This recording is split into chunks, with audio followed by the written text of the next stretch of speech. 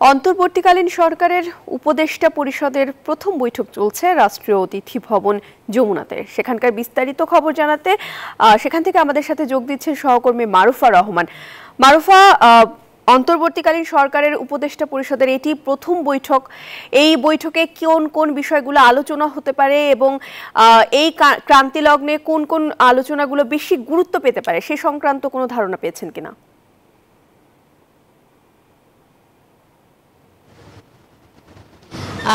কেন্দ্রীয় শহীদ মিনারে বায়ান্নর ভাষা আন্দোলনের শহীদদের প্রতি শ্রদ্ধা নিবেদনের পরে এই অন্তর্বর্তীকালীন সরকারের উপদেষ্টারা তাদের কয়েকজনের সঙ্গে আমাদের কথা হয়েছে। ডক্টর আসিফ নজরুল তিনি জানিয়েছেন যে তারা প্রাথমিক কিছু বিষয় নিয়ে আসলে এখন বৈঠক করবেন, জরুরি বৈঠক। তবে কোন কোন বিষয় সুনির্দিষ্ট করে আমাদেরকে বলেনি।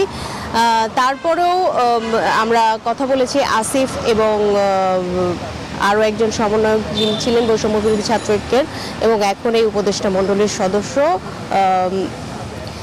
এই দুজনের সাথে কথা বলার পরে তারা আনুমানিক একটি ধারণা দিয়েছে যে বর্তমান যে আইন শৃঙ্খলা পরিস্থিতি সেটি নিয়ন্ত্রণে তারা কথা বলবেন এবং যে সমস্ত রাষ্ট্রীয় প্রতিষ্ঠানগুলো আছে সেগুলো কিভাবে স্বাভাবিকভাবে, যেগুলো বিশেষ করে ব্যাহত হচ্ছে এখন পরিচালনায়, সেগুলো কিভাবে ঠিক করে তাদের কার্যক্রম চালায়, সেই বিষয়গুলো মোটামুটি সবচেয়ে জরুরি যে বিষয়গুলো এখন দেশকে স্থিতিশীল রাখতে, স্বাভাবিক রাখতে, সেই ইস্যুগুলোতেই তারা কথা বলবেন। আর আপনি জানেন যে এর আগেও কিন্তু তারা সকালবেলা একেবারে শুরু করেছেন এই যে অন্তর্বর্তীকালীন সরকারের প্রধান শান্তিতে নোবেল বিজয়ী ডক্টর মোহাম্মদ ইউনূসের নেতৃত্বে সবচেয়ে আগে তারা স্মৃতিসৌধে একটি শ্রদ্ধা নিবেদন করার পরে যে কার্যক্রমটি ছিল সেটি হচ্ছে কেন্দ্রীয় শহীদ মিনারে শহীদদের প্রতি শ্রদ্ধা নিবেদন।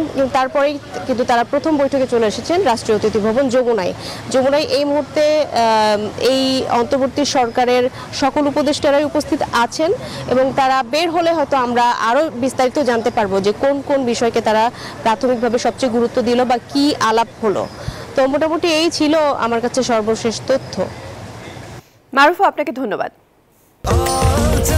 স্বাস্থ্যকর অল টাইম হানিকম্ব, সব সময় অল টাইম হেলদি লাইফ।